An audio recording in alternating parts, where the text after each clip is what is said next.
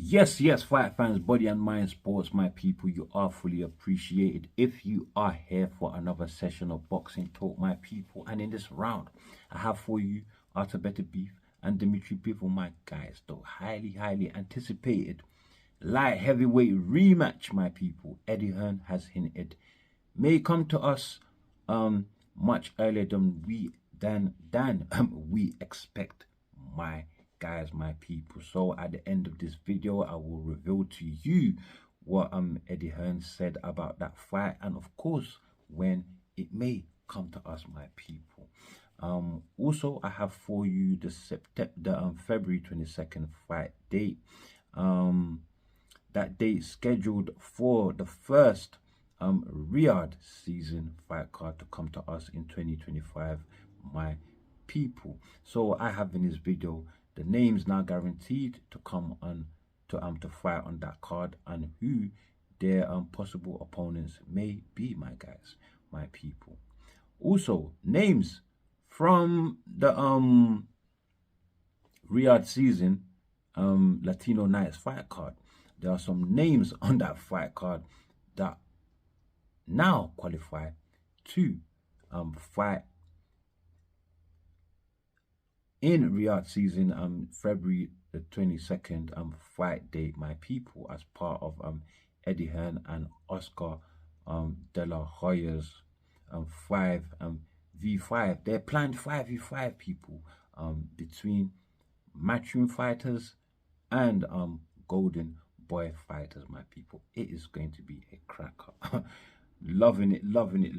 Boxing right now is exciting, my guys. Very exciting. So yeah, let's get into it, my people. Let's get into it. First off, Daniel Dubois definitely is going to be on the fight card. It's being screamed all about by himself, his promoter, his trainer, whoever is involved with Daniel Dubois right now has been letting us know that he's coming back on February the 22nd. So we know, but who is his opponent gonna be? Out of all the people that I said might be facing him, that is Zhang, Bakoli, Cabello, you name it. Parker is the biggest name out of all of them, my guys, and so more recognizable and qualifies better qualified to face Daniel Dubois, who is being planned to head the event, my guys. So I'm predicting Joseph Parker versus Daniel Dubois, Riyadh season, February the 22nd, my people, my guys. Also said is guaranteed to be on the card, Virgil Ortiz, my people. And Ortiz for this fight day wants either Crawford, Dubois, Ennis, or Sebastian Fundora, my people, my guys. Crawford though, my people, not easy to make, my guys. He is after legacy defining fight with Saul Canelo Alvarez, or the champions at 154 pounds, or retirement, my guys. Robert Garcia, who claims he has spoken to Crawford, well, he says Crawford retirement is on the cards if no Canelo fight, my people. So that is the case for Crawford. So for Virgil Ortiz, we are left with Dubois, Ennis, or Sebastian Fundora, which are two great fights, by the way. I think are huge, especially the Ennis fight. Somehow a legacy fight, because fans have been anticipating this since both fighters were at 147, my guys. That is Virgil Ortiz and Dubois, Ennis. So yeah, fans have been calling for this fight. Both came up together in the rankings at 147. Virgil Ortiz though, now at 154. If the fight happens, Jerome Boots Ennis goes up to 154, which we know he's willing to go up to 154 anyway. He said that in his post-fight interview, my guys, my people. But as for Sebastian Fundora, my people, we know he was slated to fight sorry my guys, Errol the True Spence next, my people. That fight though now not taking place. Why? Because Errol the True Spence, well, the reason given originally was that he was not willing to accept the money PBC was offering him for the fight. However, the news now, something else now in the way is that the WBO are not willing to grant Errol the True Spence, you know, to enter their top 15 rankings, my people. They're not willing to grant him the they're not willing to qualify him, to grant him the status to enter, or should I say, how can I say, they're not willing to permit him to enter the top 15 rankings to qualify him for Sebastian Fundora's title fight, my guys, my people. Because Sebastian Fundora, if to make a voluntary defense, will have to face someone in the top 15 of the division, either that or faces mandatory Terence Bud Crawford, my guys. And so right now, so since the WBO is not willing to grant Errol Spence that top 15 position in the WBO rankings, well, it seems very gloomy that Sebastian Fundora is not fighting Errol the True Spence, my people. His only option now is Crawford or Virgil Ortiz, who is Fundora's WBC mandatory, since Virgil Ortiz holds the interim WBC title, my guys, my people. Despite this, I believe Virgil Ortiz may go for Ennis, although I believe that Sebastian Fundora, who's actually geared up right now to face Virgil Ortiz, he will be chasing this fight with Ortiz real hard, my guys. I reckon real hard, because he's in a predicament right now with the WBO, my people. Yeah, but either fight, Ennis or Fundora, it's not going to be an easy way out for Ortiz, my people. However, they are feeling very confident, and I believe they will go for Ennis, my people, because like I said, they are feeling confident. And this comes after Ennis's very, very lackluster and much criticized performance versus Chukadjian in his last fight with Chukadjian. That is Chukadjian 2, my people. Ennis Chukadjian 2, my people.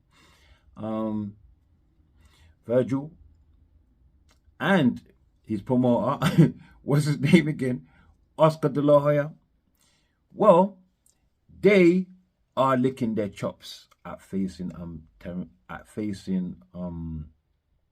Jerome Boots Ennis, my people. So much that Oscar De La Hoya has already reached out to Eddie Hearn to make the fight happen, my guys. But Ennis and Hearn, I don't think are going anywhere, my people, because they're gunning for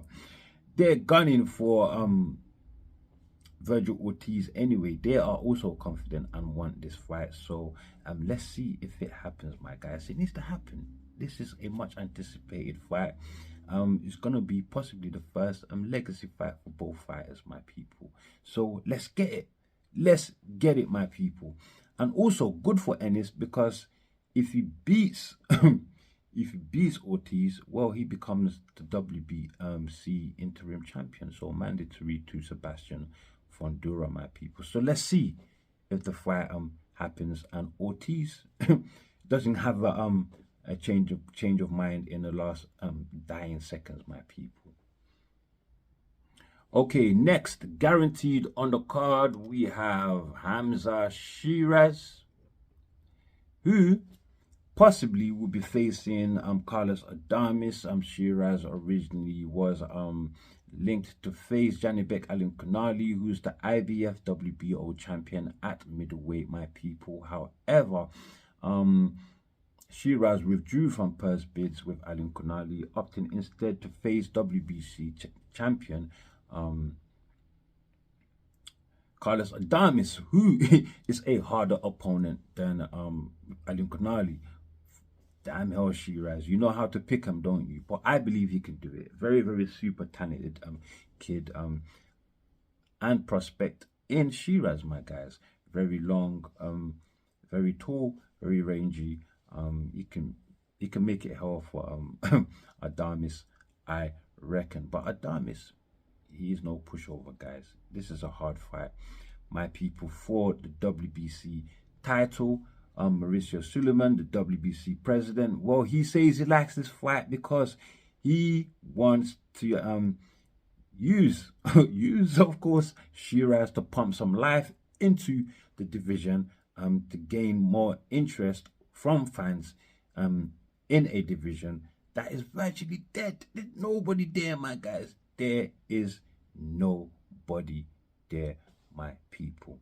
And yeah, concerning the 160 division, Errol the True Spence, my guys, I'm hearing once Eris Landy Lara, my people. Yeah, he's finding it hard to get his fight with Sebastian Fundora, my guys, my people. So yeah, Adam Sheeraz, the #1 contender to Carlos Adamis's WBC title, my guys, my people. That fight has been called for by the WBC, and well well my guys, both sides have agreed to all the terms have been agreed. Just one last thing, just to sign on a dotted line and finalize, my guys. And hey presto, here we go, February the 22nd, my people. Make it happen, my guys. Make it happen, my people. And here, my guys. Here, we have a very, very interesting one. A very interesting one, my people. And that is Oscar Duarte, my guys. Oscar Duarte, who just beat Batir Akhmedov. You beat Batir Akhmedov, my guys, to qualify for the February 22nd Riyadh season fight date, my people. 5v5, my guys, 5v5. And this is one of the fighters who I'm telling you fought on the Latino night fight card, my people.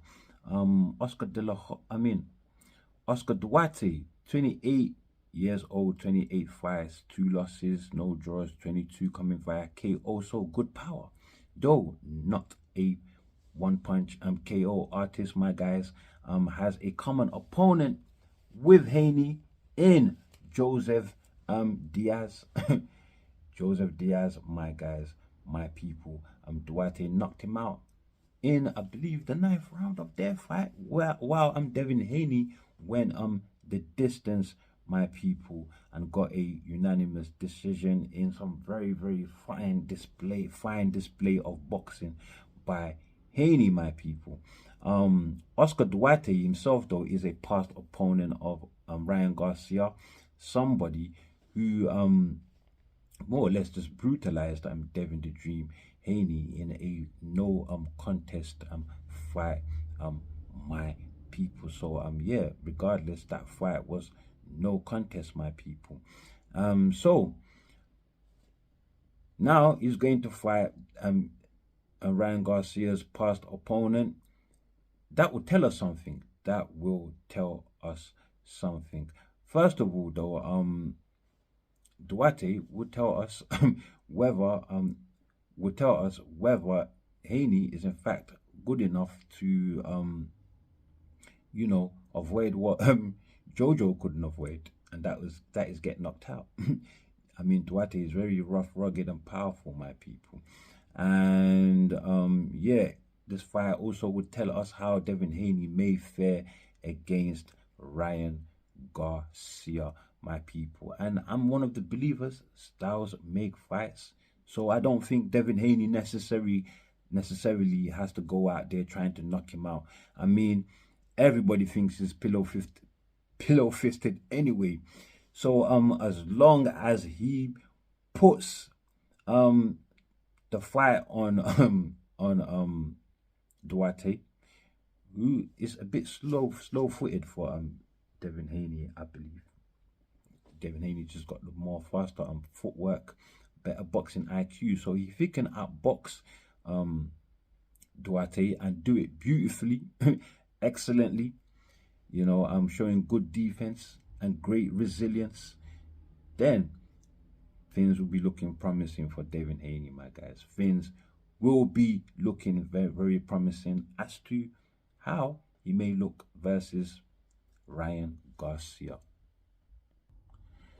But Duarte, like I said, he now qualifies to fight Devin Haney in the 5v5, my guys. And Duarte, after his win over Akhmedov, well, he called out Devin Haney, and Devin Haney, it seems, heard the call out, because he's responded, my guys, and video footage has been going around showing Devin Haney in training, my people, in training, going hard, getting ready for Oscar Duarte fight, February the 22nd, my people.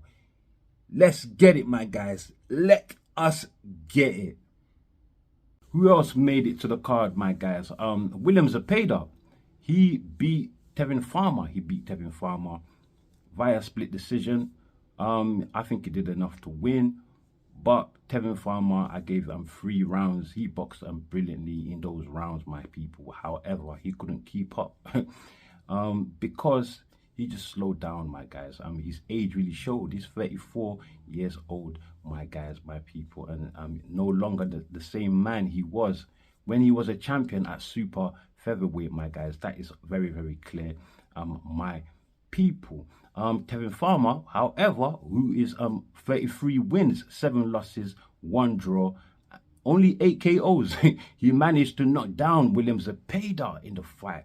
I don't think Zepeda's ever been knocked down. He's never been knocked down, my guys, my people. But so actually, not looking good for William Zepeda to be knocked down by somebody who was not really regarded for his power, my guys. William Zepeda, who is now supposed to face Shakur Stevenson next in February.